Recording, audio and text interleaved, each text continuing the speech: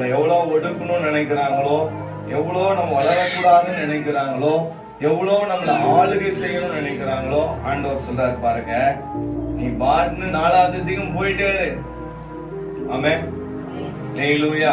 சபையில கூட நீங்க எல்லாம் 4 பேரா 2 பேரா 3 பேரா சேர்ந்து என்ன பண்ணணும்னா மத்தவங்களுக்கு சுவிசேஷத்தை சொல்லிட்டே இருக்கணும், ஆண்டவரை பத்தி சொல்லிட்டே இருக்கணும், கிளம்பி போயிட்டே இருக்கணும். சுவிசேஷம் சொல்லாத சபை வளரவே வளராது. அது எத்தனை வருஷமானாலும் சரி, சுவிசேஷத்தை அறிவிக்காம சபை என்ன பண்ணாது, வளராது. நீங்க மற்றவங்களுக்கு ஆண்டவரை பத்தி சொல்லணும், மற்றவங்களுக்கு ஆண்டவருடைய அன்பு சொல்லணும், மற்றவர்களுக்கு ஆண்டவர் உங்களுக்கு செய்த நன்மையை சொல்லணும். இன்னைக்கு ரட்சிக்கப்பட்ட அநேக விசுவாசிங்க, நன்மையை அனுபவித்துக் கொண்டிருக்கிற அநேக விசுவாசிங்க ஆண்டவரை குறிச்சு நன்மையை ஷேர் பண்றதே இல்ல, முறை சொல்றதுதான், முறுமுறுப்பு தான். ஆனா ஆண்டவர் எனக்கு நன்மை செஞ்சாரு, என் நிலைமையை மாத்தினாரு, எனக்கு சுகம் தந்தாருன்னு சொல்றவங்க கம்மியான கூட்டம் தான்.